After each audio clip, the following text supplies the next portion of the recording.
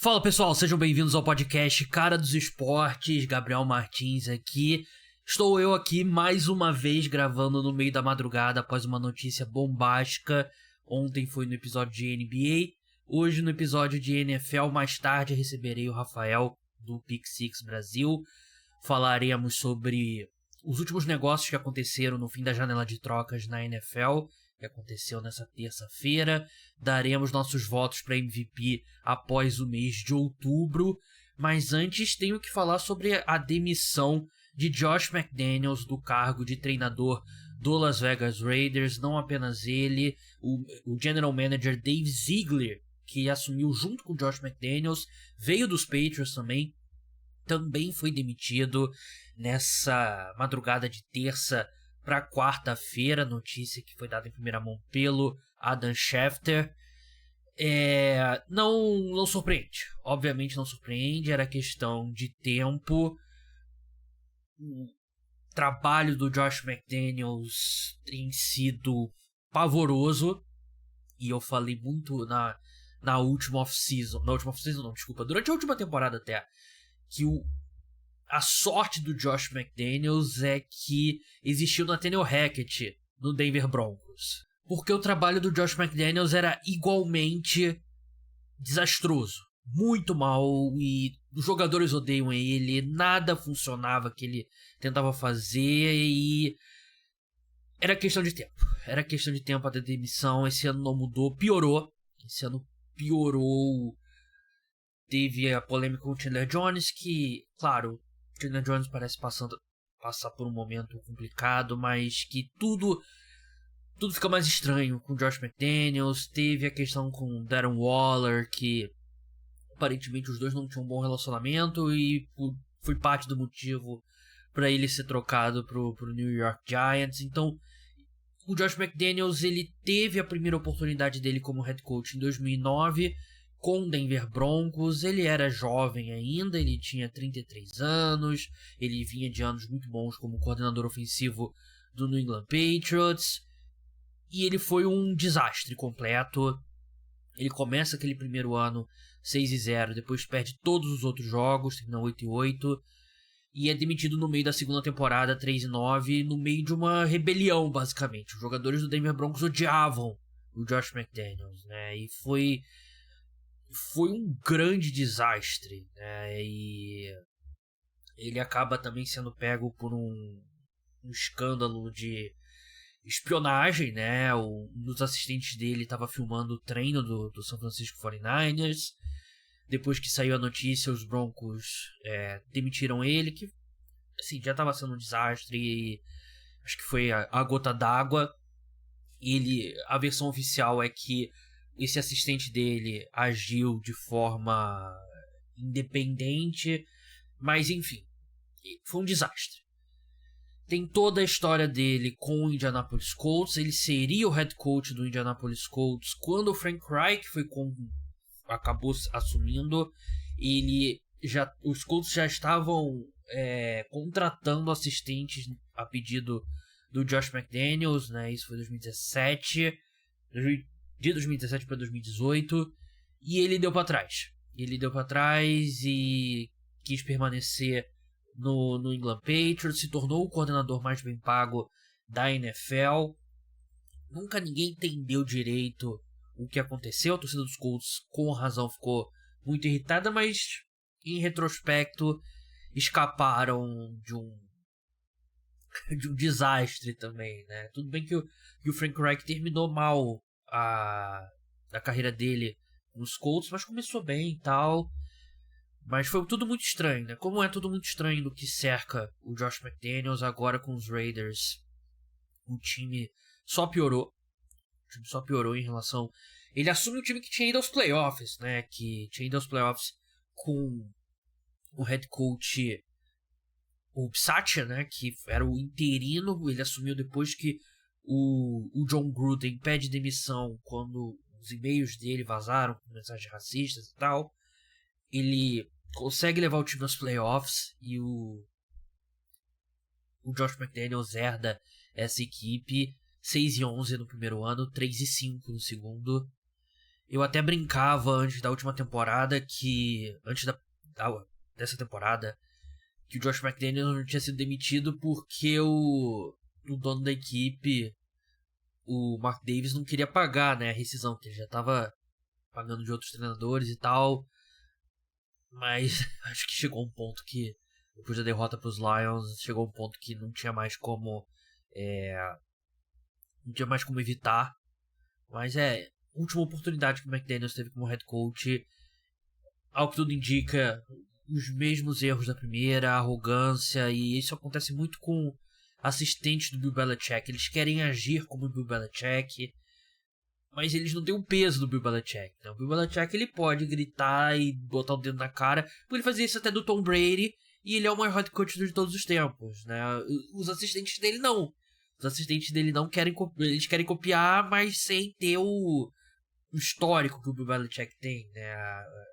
O tamanho dele. Então, mais um que fracassa, e é chocante o quão ruim é a árvore de assistentes do Bill Belichick, né? Não produz nenhum fruto. Dave Ziegler, que foi diretor também do New England Patriots, muito mal como general manager. Os dois trabalhavam juntos, é difícil separar o trabalho de um do outro. Teve a troca do Davante Adams, que você troca o Davante Adams, adquire ele no ano e depois troca o Derek Carr, que dispensa o Derek Carr, na verdade, né? Que era o motivo do qual o Davante Adams foi jogar lá, né? E eu acho que a decisão de cortar o Derek Carr foi acertada, porque ele não valia o contrato dele. Mas mostra uma franquia meio sem direção. Antonio Pierce vai assumir como head coach interino, que pra quem não lembra, quer dizer, provavelmente você não lembra, porque a maioria do meu público aqui é bem jovem.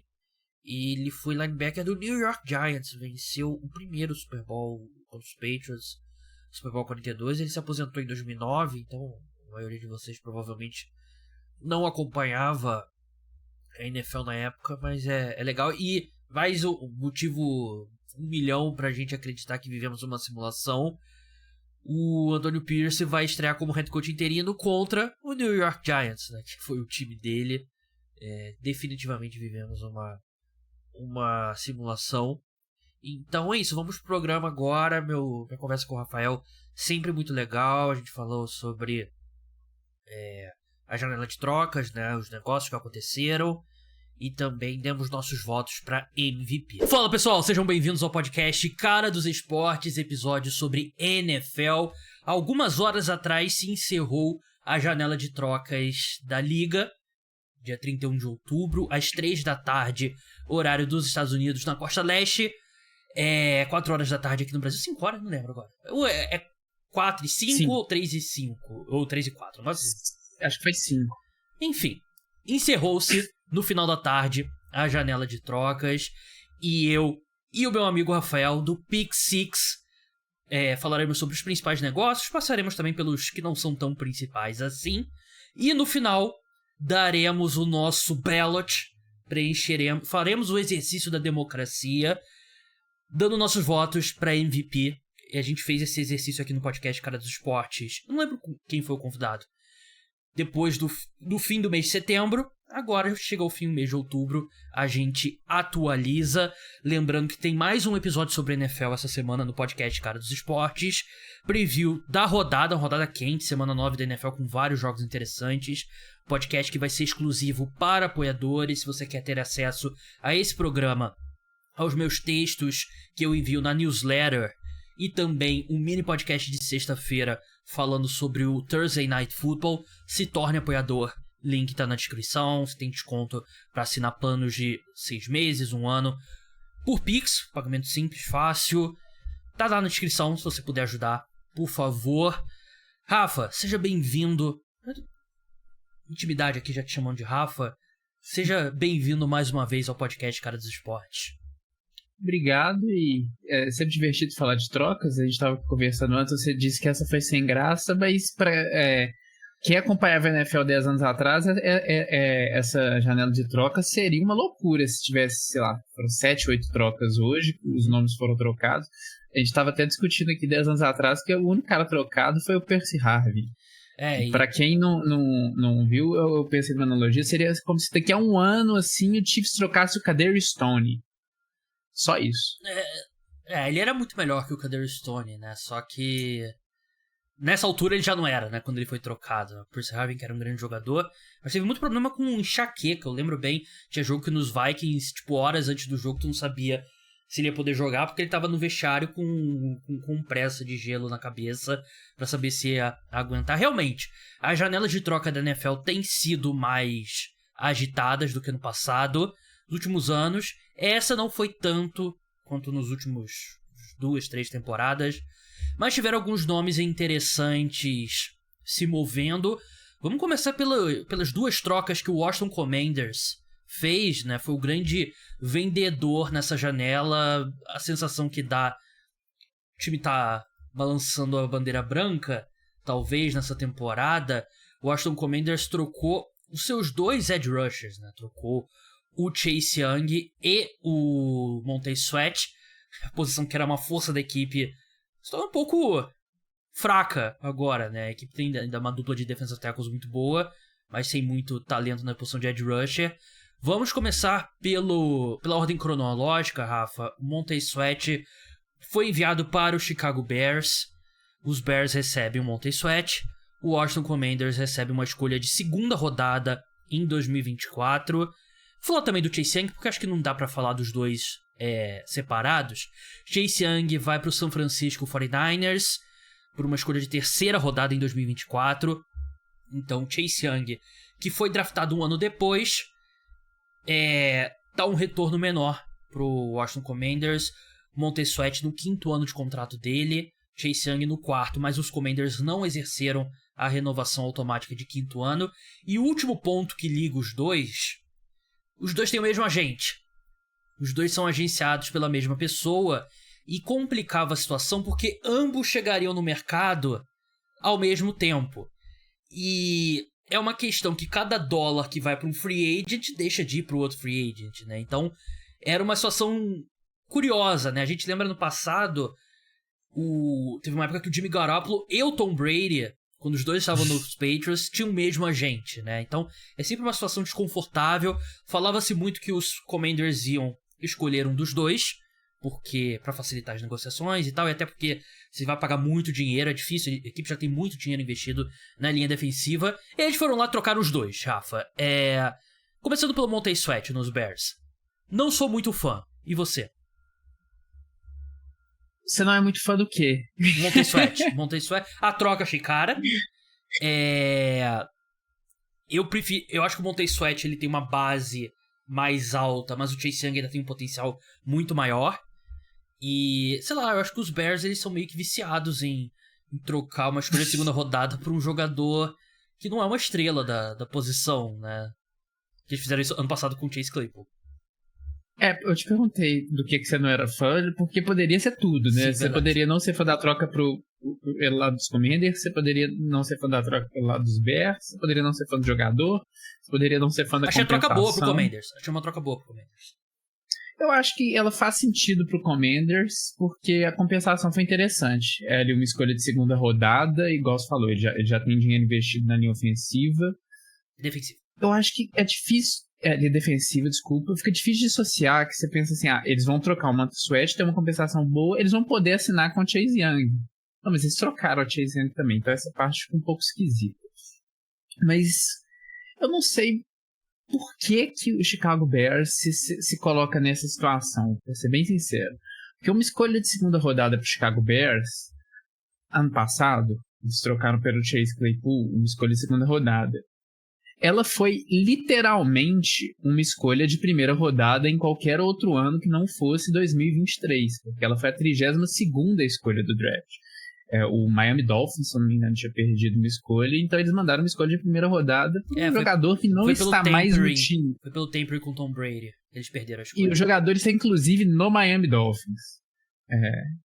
Enfim, mas eu não acho que é um jogador que vai mudar a temporada de Chicago Bears, que vai ser ruim, e vai ser, como eu tava falando, é uma escolha que vai ser alta, assim, se for 40, já significa que os Bears talvez tenham superado a expectativa para esse ano, Não sei, é um cara que tá no final do contrato, então por mais que você tenha. Você conhece mais o futebol dele do que de um jogador que você vai escolher ali na 35ª, 36ª escolha.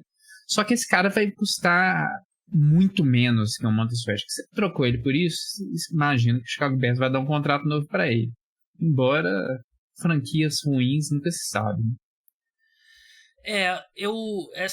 Você fazer troca pro jogador no último ano de contrato, principalmente um cara que não é um cara provado, que eu acho que o Monte Sweat é um bom edge rusher, ele tem bons números, mas ele não é daquele primeiro escalão, né? E talvez não seja nem do segundo escalão da posição. E você vai ter que dar um contrato alto para ele, algo ali, sei lá, 20 milhões de dólares, algo do tipo. E ele basicamente tem uma arma apontada na tua cabeça, né? Porque tu já deu uma escolha de segunda rodada por ele, né? Numa proporção maior foi o que aconteceu com o Seahawks quando eles trocaram pelo Jamal Adams, né? Você deu 2 escolhas de primeira rodada pelo Jamal Adams, você vai deixar ele ser como free agent? Não tem como, né? O Larry Tunsil, quando ele foi pro Houston Texans, e ele tem um poder de barganha muito grande sobre os Bears. Eu acho que os Bears olharam provavelmente pro time deles, eles literalmente não têm edge rushers. Não literalmente eles têm, né? Mas tem nenhum bom. E é um time que tá na fase ali de tentar adquirir talento. E eles vão ter bastante espaço no cap ano que vem. Eu entendo, mas eu acho que eles pagaram tipo sei lá, 150% do valor, levando em consideração que eles têm que renovar o contrato. Eu preferiria muito mais fazer a aposta que os 49ers fizeram, que eles deram uma escolha de terceira rodada no Chase Young, que é um cara que, quando ele entrou no draft em 2020, ele era considerado o melhor prospecto da classe, mas era a mesma classe do Joe Burrow, né? Então ele não seria a primeira escolha geral. Era colocado ali no patamar com Nick Bosa, com Joey Bosa, com Myles Garrett, Jadeveon Clowney, como um daqueles grandes edge rushers que entram no draft. É engraçado você falar de Jadeveon Clowney, porque tá certo o processo de avaliação, mas... Jadeveon Clowney foi a primeira escolha geral, inclusive, né? 2014. Foi. Só que ele teve o primeiro ano dele de calouro muito bom. Segundo ano ele se machuca. E ele demora muito pra voltar no terceiro ano, volta na reta final e tem umas rusgas com ele, com o Ron Rivera e tal. Esse ano ele tá jogando bem. Eu ainda acho que ele tem um potencial grande, mas eu ouvi de uma pessoa que conversa com pessoas que sabem do que estão falando, de dentro da NFL, e parece que há uma preocupação com os exames médicos do Chase Young.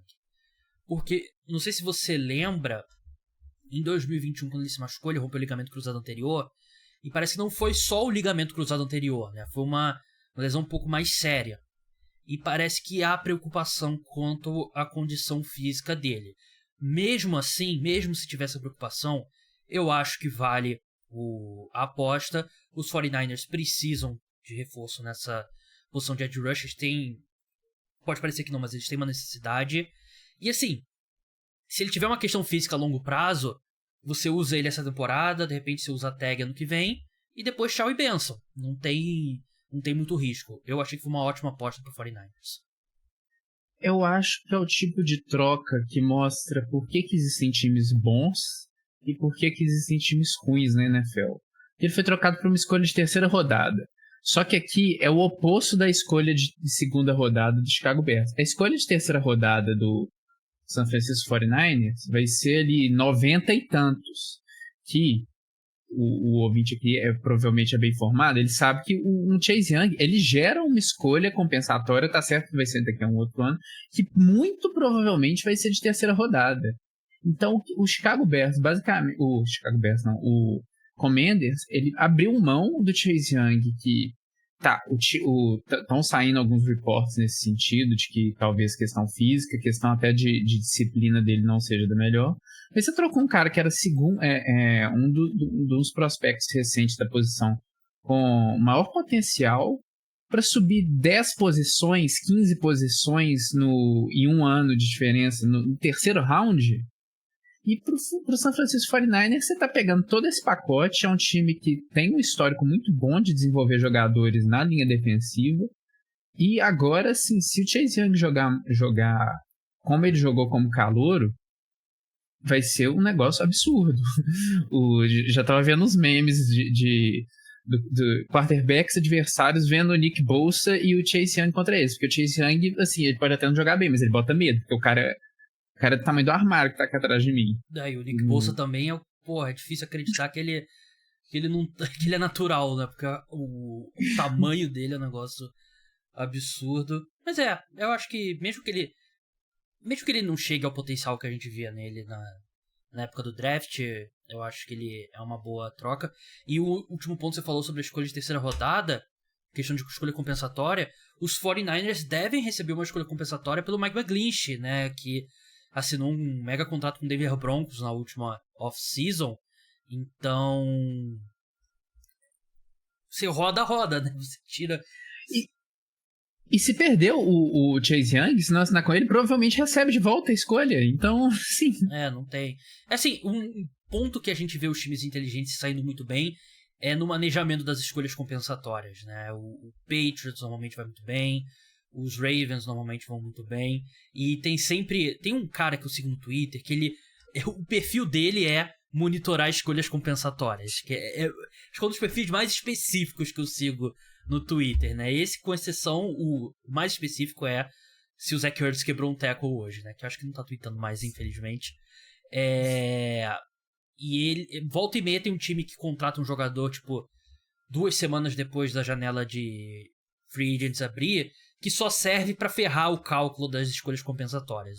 Os times inteligentes seguram, né? Porque tem uma janela, fora dessa janela o jogador não entra mais pro cálculo, né? E troca, o jogador não conta. Se o jogador foi cortado, ele não conta. Então tem várias... escolha compensatória é um negócio bem complicado de entender, mas é algo que os times inteligentes normalmente manejam bem. Geralmente, você pegar ali como final de junho, sim, maio, alguma coisa assim, sempre tem um ou outro veterano que vai para algum time desses, um Philadelphia Eagles da vida, que justamente acabou o período da escolha compensatória. Sim, verdade. E, enfim, vamos passar agora para uma troca de quarterback. Não é nenhuma troca excepcionalmente sexy. Josh Dobbs foi pro Minnesota Vikings, ele que vinha sendo titular do Arizona Cardinals. Os Vikings, obviamente, perderam Kirk Cousins, sofreu uma lesão no tendão de Aquiles. Os Vikings adquirem o Josh Dobbs, uma escolha condicional de 7ª rodada em 2024. Os Cardinals recebem uma escolha de 6ª rodada. Os Cardinals que tudo indica, devem ter o retorno de Kyler Murray em breve. Ele já voltou a treinar, nem estava na lista de lesionados no final da última semana. Como é que você vê? Será? Acabou de lançar o novo Homem-Aranha, será que ele vai voltar a jogar? Inclusive eu comprei o Homem-Aranha antigo na promoção da Steam, porque eu não tenho PlayStation, e tô gostando bastante. O que você acha dessa troca? Eu achei a troca mais deprimente do dia, pra ser bem sincero, Rafa, e você?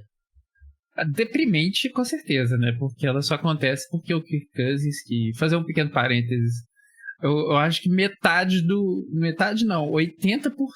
do universo da NFL virou a chave com o Kirk Cousins de julho pra cá. Depois do documentário da Netflix e do... Ele tá fazendo a temporada boa. Então, ele foi o grande vencedor daquele documentário, né? É o que sai melhor daquele documentário. Então você via no Twitter, assim, dessa vez, tipo, era as pessoas lamentando pelo Kirk Cousins, exaltando o líder que ele era, coisa que um ano atrás talvez não fosse assim. Mas foi isso, foi basicamente o Minnesota Vikings trocou por ele, tá fazendo um trabalho ok nos Cardinals, tá superando as expectativas, mas ele ainda é o quarterback, sei lá, entre 20 e 25, que, pô, você ganha uma grana, você tem 15 anos de carreira na NFL ali e seu neto aposenta com o dinheiro que você ganha, mas não vai mudar muita coisa. Se ele jogar bem, sei lá, o potencial dele, talvez ele consiga levar esse time aos playoffs. Mas eu acho difícil. Sem o Kirk Cousins, tava elevando o nível do time, eu acho. Sem o Justin Jefferson, não sei. Não sei o que o Vikings espera desse ano. Achei até um pouco estranha. Porque poderia deixar a coisa rolar mesmo. Ele não custou nada, basicamente, né? Então, em termos de compensação, isso é basicamente irrisório, né? Eles têm o Jaren Hall, né? Que eles draftaram na 5ª rodada de BYU, se eu não me engano, que quarterback de quinta rodada é complicado você botar pra jogar. O Josh Dobbs é mais experiente, pelo menos. E assim, eles podem ir aos playoffs, né? Eles estão numa boa posição pra conseguir uma das vagas no wild card. Mas a longo prazo, seria muito melhor pra equipe abraçar o tanking, né? E deixa o Justin Jefferson na injury reserve, não traz ele de volta. Tem uma escolha top 10, top 7, quem sabe. Eu até acho que 4 vitórias eles já se colocaram fora da disputa ali pelo top 3, né? Por Drake May, Caleb Williams e tal.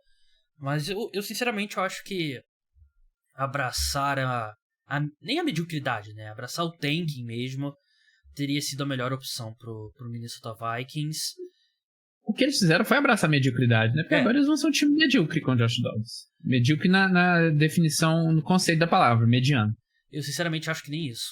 Porque o Cousins, como você falou, ele elevava o nível desse time, né? E acho que a tendência é meio que tudo desmoronar, mas deixa de desmoronar de verdade. Perde todos os jogos da temporada até o fim, termina 4-13 e vê pra onde isso te leva, né?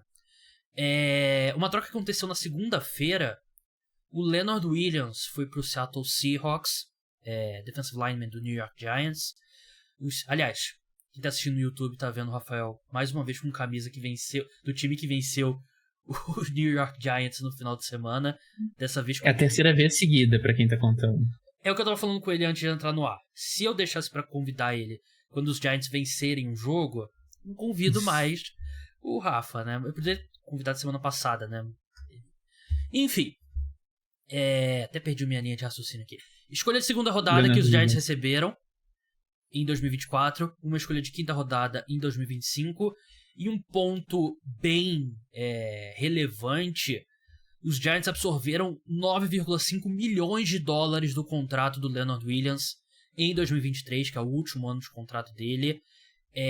Os Seahawks vão pagar acho que 600 mil dólares pro Leonard Williams nessa temporada. Então, basicamente, Rafa, os Giants compraram uma escolha de segunda rodada por 9,5 milhões de dólares. Minha posição oficial não é não é o meu dinheiro, então ótimo, compre mais. O que você acha dessa troca?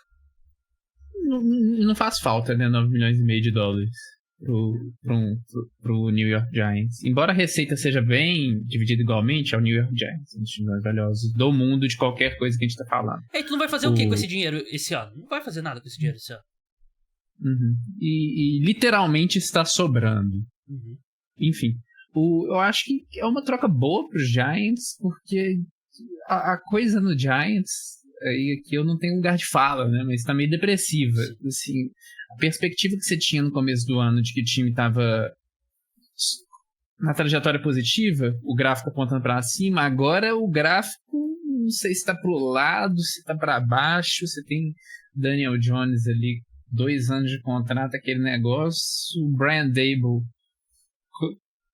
que entrou no ano do Super B, agora começou a ficar um pouco esquisita a situação dele com a imprensa. Então faz sentido você buscar uma escolha de segunda rodada aí, você basicamente fazer essa compra para um jogador um pouco mais velho, que já teve bons momentos com a camisa dos Giants. E também acho que é uma troca que faz sentido para o Seahawks, que tá bem no ano e de certa forma pagou aí uma escolha de segunda rodada para garantia de que vai ter ele no time. Claro, esse ano, porque esse ano vai ajudar, mas também no ano que vem, né, porque ele chegaria na free agency.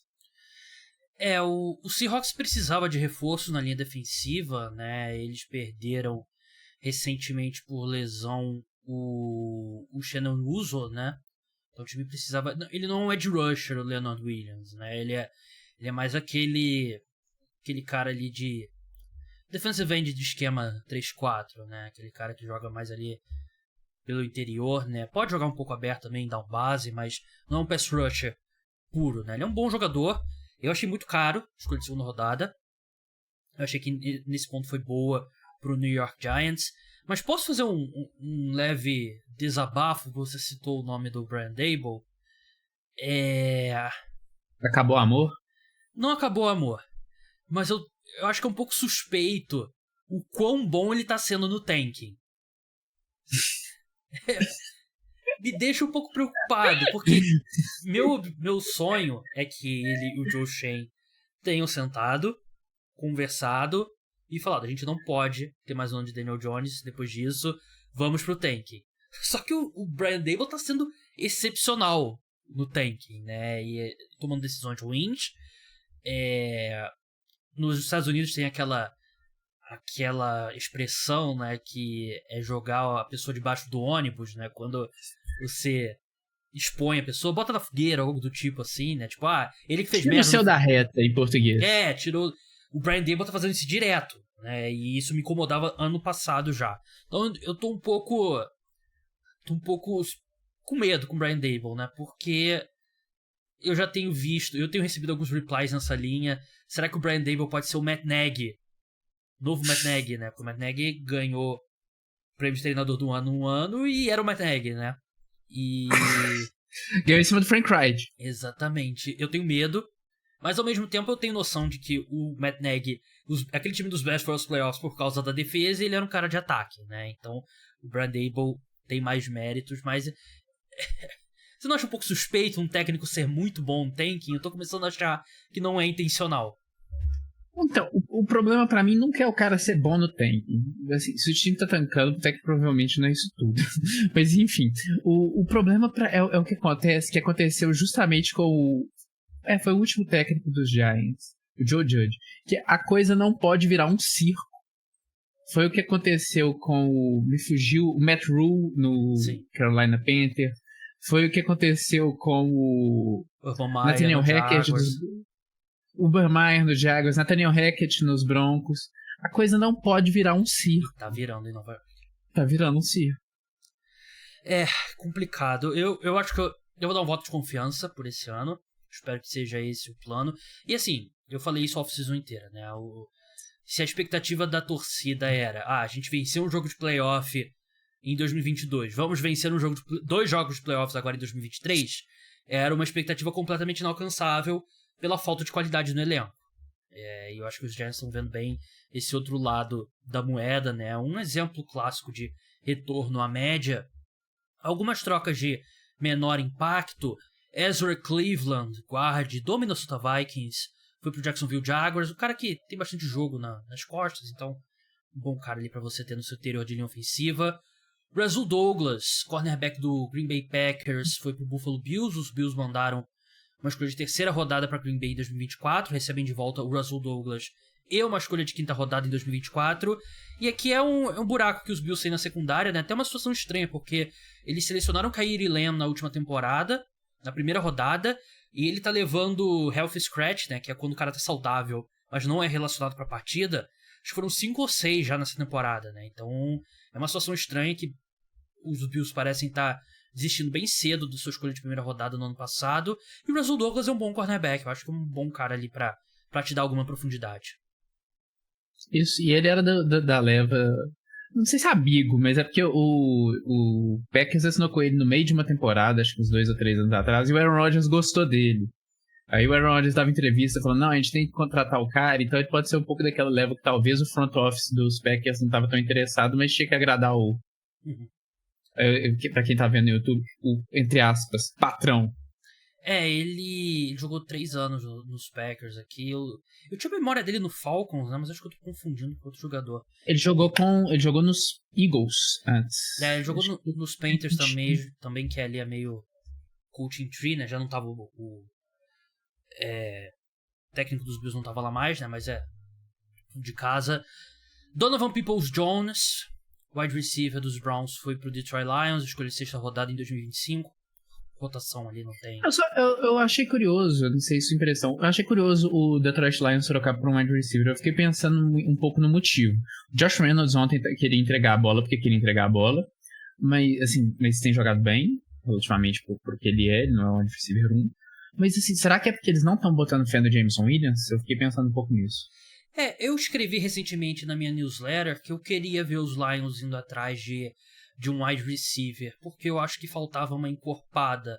Não acho que não diz muito necessariamente sobre o Jameson Williams. Eu acho que é mais você querer ter uma encorpada. E também o Donovan Peoples-Jones, né? Eles não trocaram pelo DeAndre Hopkins. Eu acho que é um cara que vai ser ali o wide receiver 4 da equipe, te dá uma policy de seguro. Eu não acho que diz muita coisa sobre o Jameson Williams, não. Quem teve o Street, defensive tackle dos Eagles, foi trocado para os Falcons. Escolha de 6ª rodada, os Eagles recebem de volta, mandaram uma escolha de 7ª rodada em 2025. Cara de rotação para a defesa dos Falcons, que teve recentemente a lesão do Grady Jarrett, né? Defensive tackle já que está há muito tempo lá, então não tem muito o que falar. Dessas trocas aqui, eu achei o prêmio mais deprimente foi Josh Dobbs para os Vikings. E eu acho que o melhor valor aqui foi acho que o empate entre o Commanders recebendo uma 2ª rodada pelo Montez Sweat e os Giants recebendo uma 2ª pelo Leonard Williams, e menção honrosa pro 49ers. Acho que fizeram uma aposta muito boa pelo Chase Young. Deprimente também é pro Ron Rivera, né? Que... Tchau. Teve um momento ali que até cheguei a twittar, né? Acho que era hora dos times terem ligado. Pô, e aí, como é que tá o Terry McLaurin? O que você quer por ele? Jonathan Allen. Eu queria ele nos Colts até o Anthony Richardson machucar. Ele é bom, cara. Esse ano dele não tá sendo tão bom assim, mas ele é um ótimo wide receiver. Seria caro, né? Provavelmente teria que envolver uma escolha, acho que de 1ª rodada, né? Você tirar eu queria pra uma 2ª. Aí todo mundo quer também, né? Mas, enfim, o Saudão parou aí nos edge rushers. Vamos falar agora de MVP. Rafa, a gente tá aqui gravando no dia 31 de outubro. Se você tivesse que preencher o seu ballot de MVP, sua cédula de voto, qual seria o seu top 3 no momento? Você quer qual ordem? 1, 2, 3, 3, 2, 1? 3, 2, 1 pra fazer um suspense pra audiência. Um suspense, eu vou 3, A.J. Brown. 2, Christian McCaffrey. E... ele fez a careta, pra quem não viu. E... 1... Aí eu não sei se ele vai ficar nervoso, porque ele tá percebendo uma tendência, mas 1 seria o Tyreek Hill. 3 não quarterbacks. Não, eu tô me recuperando um pouco. Foi de propósito, assim. Você não faz isso. Você não comecei a ver a NFL ontem. Não são os 3 caras. Pior que provavelmente são os 3 caras que você liga a TV e que chamam mais atenção, mas... Acho que são os 3 caras que estão jogando melhor o esporte futebol americano na temporada 2023. Eu acho que é justo dizer isso. Só que eu acho que não são os 3 jogadores mais valiosos. E eu até acho que desses 3, o Tyreek Hill, ele tem acho que o Tyreek Hill e o A.J. Brown, acho que se eu fosse preencher 5, talvez eu incluiria os 2, ou pelo menos um dos 2, né? Mas a questão é o prêmio ser MVP, né? O jogador mais valioso. Então, é complicado, não tem como não ser um quarterback. Só que assim, antes de revelar o meu top 3, se tiver um ano que a gente vai ter um não quarterback vencendo MVP, vai se desenhando esse ano, porque nenhum quarterback se desgarrou dos demais. Foi por isso que eu fiz isso. Exatamente isso. Eu acho que o A.J. Brown tá fazendo uma temporada fantástica. O Christian McCaffrey, eu acho que tá fazendo um ano muito bom também, mas aí você tá querendo ir longe demais comigo, colocando o running back. E o Tyreek Hill, ele tem aquele efeito que a gente compara muito, né? É uma comparação clichê, mas é real. O efeito Stephen Curry, né? Que é o espaço que ele abre pro resto do time dele. Ele é um cara que eu acho que realmente... Ele talvez hoje... Talvez não. Ele é hoje, pra mim, o não... Dá pra saber que tem o Travis Kelce também. Mas acho que eu iria de Tyreek Hill como o não quarterback que mais impacta positivamente seu time. O Tyreek Hill, eu não entendo bem pouco de tática, mas você não precisa entender muito de tática pra perceber o que ele faz. Os ataques esse ano estão em relativa queda em relação a outros anos, por quê? Estão falando, eu não sei, eu tô replicando o que eu ouvi e faz sentido. Os times você viu informação avançando... na internet e não checou, né? Como a gente deve fazer. Não chequei o All-22. Mas de todos os times, todas as formações de defesa. E isso analítico também consegue puxar. Mas enfim, os times estão mandando o safety mais próximo para a linha ofensiva, para a linha de scrimmage, porque os times... Os times estão colocando safety para trás para tirar o topo da defesa. E os times, antigamente, se você deixava seu safety atrás, seu time tinha um tanque de guerra, que era o seu running back, uma linha ofensiva, e corria em cima de você. Hoje os times não são montados para correr em cima desses times, então as defesas têm esse luxo de colocar os safes mais recuados. O que Tyreek Hill faz? Foda-se se o seu safety está recuado, se o seu safety está 500 jardas, eu vou correr e vou passar desse cara. Então ele muda completamente o esquema do jogo. E aí o Travis Kelce tem outra coisa que aí eu tava vendo, aí vai dar uma volta aqui e não é por isso, mas vai ser de novo que a gente vai falar da Taylor Swift. Mas gente falando que por causa da Taylor Swift não estão marcando o Travis Kelce. Aí o comentário do cara é assim, você acha que ele é, tipo, discutivelmente o melhor jogador de todos os tempos que não marcam ele? Ou ele é discutivelmente o melhor jogador de todos os tempos da posição porque ele fica livre? O que ele faz? O que ele faz? O Travis Kelce, ele acha o buraco no meio desse negócio que eu tô falando. Então, por isso que eles são caras que abrem o esquema, assim. E só falando do A.J. Brown, essa semana eu fiquei com a impressão, e tem isso em outros momentos, toda vez que o Red Zone corta para um passe longo dos Eagles, é um passe longo para a esquerda, para a direita, para onde for, tá lá o A.J. Brown. Aí você fala assim, putz, tem 2 caras em cima dele e a bola foi na arquibancada. Aí mostra ele comemorando que ele fez a recepção. Ele pega todas as bolas, é um negócio absurdo. E ele não é tão alto, né, mas ele é muito forte, né, ele tem um controle corporal realmente impressionante. Sobre o Travis Kelce, acho que esse ano ele se machucou, né? Teve alguns jogos não espetaculares, os jogos que a Taylor Swift não assistiu, né? Tem jogada que ele não corre rota, né? Tem jogada que ele vai e conta o espaço ali e foda-se, eu vou me... Parece que ele tá trotando. Você vê em câmera lenta, no replay, assim, ele dá 10 passos, assim, tá aberto no meio do campo. E ele e o Patrick Mahomes tem essa conexão mental, né? E funciona. O meu voto pra MVP, que eu acho que vai irritar mais o público, mas sinceramente, se a pessoa escuta o podcast Cara do Esporte há algum tempo, ela não vai se surpreender com o meu voto, né? Eu não botei nenhum não quarterback, é contra a minha religião, né? Colocar no MVP, e eu acho que assim... Sua religião acredita em QB wins? Não, também não. Proíbe fade na endzone também, é algo absolutamente proibido. Eu acho que se o prêmio é Most Valuable Player, o jogador mais valioso em campo é o quarterback. Meu número 3, eu já tô prevendo o pessoal reclamando. Meu número 3 é o Patrick Mahomes. Eu acho que seria um voto que as pessoas teriam a mente muito mais aberta na última semana, porque ele não jogou bem contra o... Ele estava doente, ele estava doente. As pessoas são muito chatas, tipo assim, aqui você vê ele lá na tela, assim, tá tudo bem com ele. Não, você não consegue você já não consegue levantar no domingo do sofá. Vai levantar e jogar um jogo doente ainda. E é porque muda muito, é porque a gente reage muito à última semana e eu acho que a gente perde um pouco de noção o resto da temporada. Eu acho que o Patrick Mahomes tá jogando muito bem. Os problemas do ataque dos Chiefs eu acho que são muito mais sobre o corpo de wide receivers, então ele seria meu terceiro colocado. Fiquei muito em dúvida entre ele e o Lamar Jackson pra terceira colocação, né? Mas eu acho que no geral o Patrick Mahomes ainda leva uma vantagem.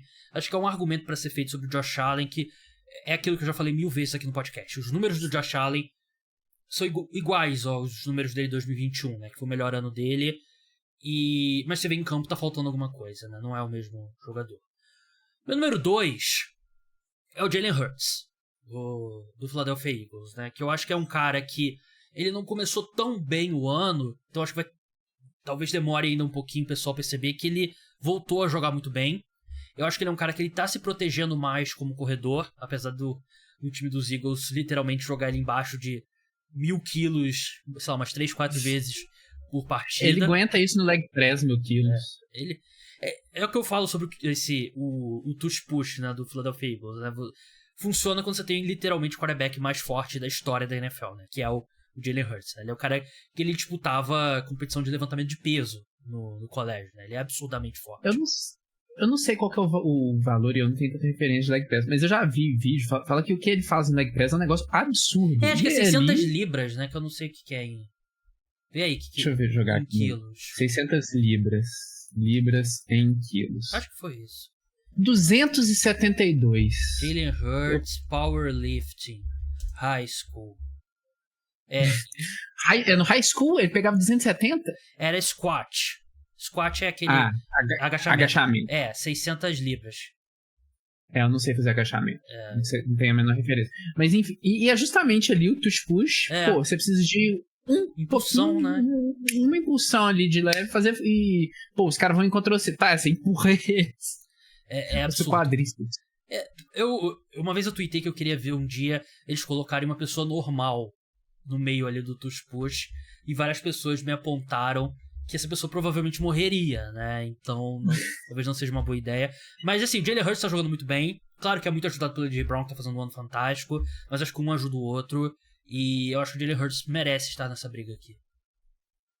Ele elevou o nível dele meio que... Ele deu um pouco de azar, eu acho. E eu realmente acho que é azar. Ele pulou muito de, tipo, sei lá, um quarterback ali no meio do grupo, né? Ali 15, não vou lembrar onde que a gente colocaria ele em 2021. Mas ele pulou para um top 5 ali ano passado, em que ele claramente não era um. E agora ele estaria entre os 3 melhores, só que ele não está tendo um destaque. Então as pessoas não pensam tanto nele como MVP. Acho que as pessoas elevaram a expectativa em cima dele para um patamar muito alto antes dele concorrer para um MVP, diferente de um Lamar Jackson, por exemplo, que ganhou o MVP quando ele fez isso. Ele acho que ele teria vencido ano passado se ele não se machuca, né? Mas ele não... A gente já viu o Carson Wentz também. O Carson Wentz teria vencido o MVP. O Carson Wentz teria vencido o MVP em 2017. Se você não viu a temporada de 2017, você ouvinte, não é absurdo. Não é Derek Carr em a famosa temporada de 2016 do Derek Carr. Não, o Carson Wentz seria vencido, ele se machuca e Tom Brady vence. E ele tá fazendo... Dá pra falar que não merecia vencer. Mas ele venceria, eu concordo. Tem gente que assistia tape que falava que não merecia. Esse é o meu... Não sou eu que assisto o tape, eu acredito em quem confirma os meus vieses. Você não é desse departamento do Pick Six? De quem assiste o All 22? Não. Você assiste o All 22? Não, o All 22 não tem tempo. Eu assisto mais All 22 no off-season. Por exemplo, eu quero fazer alguma coisa sobre algum jogador, aí eu vou lá e assisto. Durante a temporada, eu posso até assistir uma ou outra coisa, mas eu não tenho tempo. Literalmente não tenho tempo. E você ainda não afundou muito na droga, né? Eu sou das Analytics. Ver jogo é de nerd. Só vejo tabelas aqui na minha frente. Último ponto, Jalen Hurts jogando bem como passador, né? Ele tá correndo menos com a bola. 35 jardas por tentativa. E a minha teoria é que os Eagles, como eles estão usando mais o push, eles estão querendo dar uma segurada, né? Até ele se machucou na reta final da última temporada também, né? Então querendo dar uma poupada no corpo dele. Então acho que essa é a minha teoria. Número 1, meu voto seria do Tua Tagovailoa. Putz, aí eu vou fazer o papel do ouvinte que você falou que ia ficar nervoso. Por que não Tua, então? Começa pelo... Por que não o Tua? Porque, assim, eu tava pensando no Tua. Caminhando até o estúdio de gravação, dando 2 passos no banheiro, que é aqui até aqui, eu tava pensando justamente no Tua. O Tua, ele tem um azar também, igual eu falei do Jalen Hurts. Não sei se é azar, não sei se é fruto do jogo dele. Que o Tua, as pessoas resolveram que ele nunca vai merecer o mérito. É um pouco diametralmente oposto do Patrick Mahomes. O Patrick Mahomes, ele sempre vai receber uma parte boa do mérito. O Tua nunca vai receber o mérito. O Tua sempre vai ser o esquema, o Tua sempre vai ser o Tyreek Hill, vai ser o Jalen Waddle, vai ser o Mike McDaniel, vai ser os running backs que correm a 500 km por hora. E eu tô nesse campo.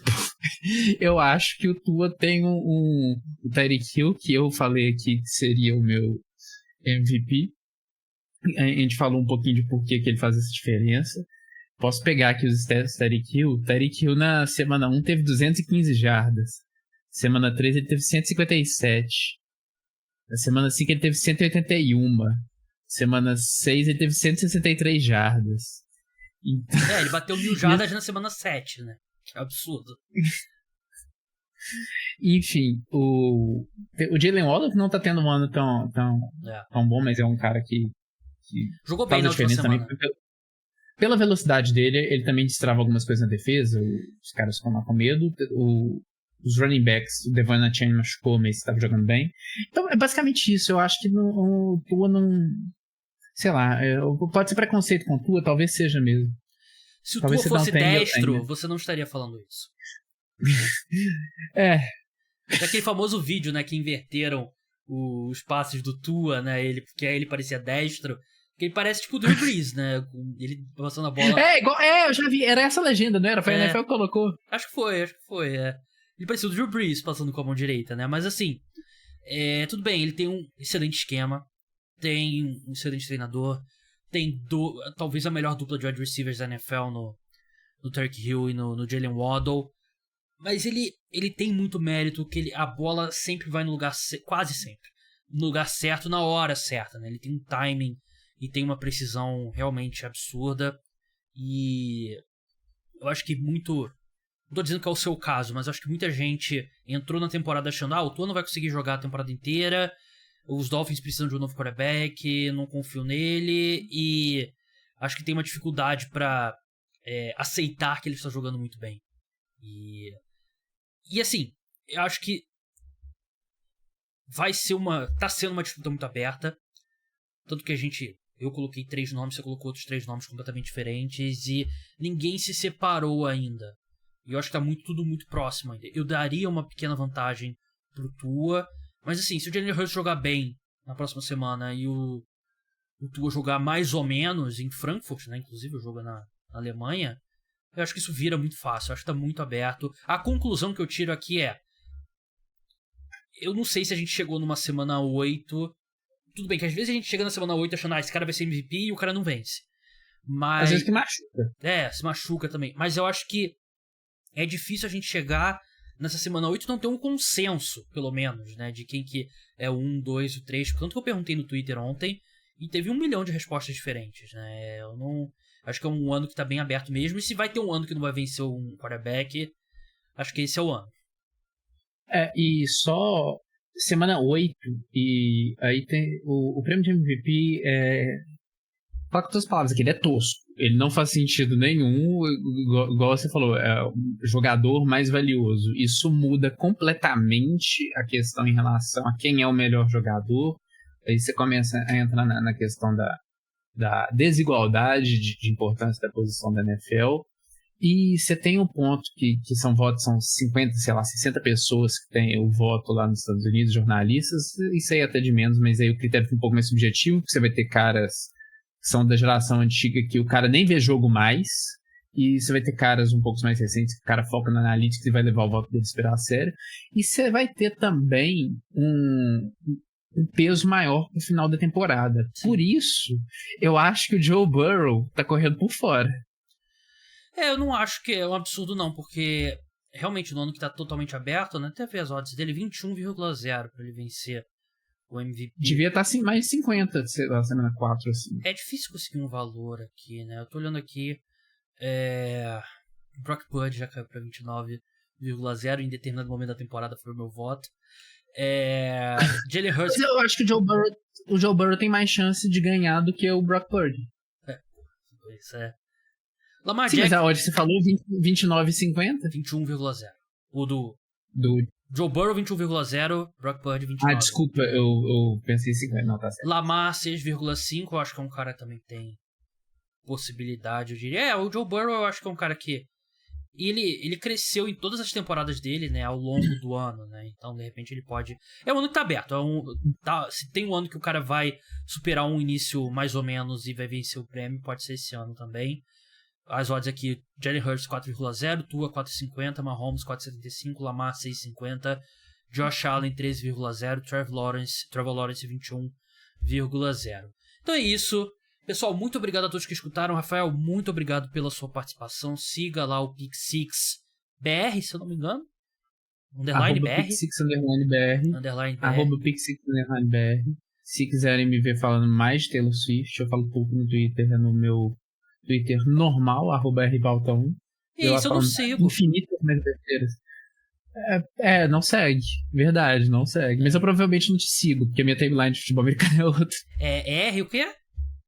Balta1. Como é? BALTA1. Ah, tá. Não, eu botei o numeral. Olha só, o cara me seguindo ao vivo aqui. Essa conta não existe. RBALTA1. RBALT. Não, sem A. Ai, meu Deus. Ótimo podcast isso aqui. Ah, depois você me passa só. Não consegui. Mas, eu vou te seguir. Segue aí. Aí, isso é ótimo podcast. Mas só fechar um último ponto aqui sobre o MVP. Eu acho que talvez quando o ano acabar, é igual às vezes um filme. O filme tá ruim até o final. Você vê o plot twist, o filme fica completo, você tem a foto perfeita, às vezes no final desse ano. Talvez a escolha seja bem clara, né? Talvez a gente chegue no cenário desse. Verdade. Então é isso, pessoal. Podcast Cara dos Esportes volta amanhã, episódio de NBA. Quinta-feira também vai ter o preview da rodada exclusivo para apoiadores. Se tornem apoiadores. Sigam o Rafael Baltazar. Chegou num ponto que eu tava com vergonha de perguntar o seu sobrenome, porque já passava muito tempo que a gente faz podcast aqui. Eu sempre falo só Rafael. Mas o R Balta 1. Então é isso, pessoal. Até a próxima. Tchau.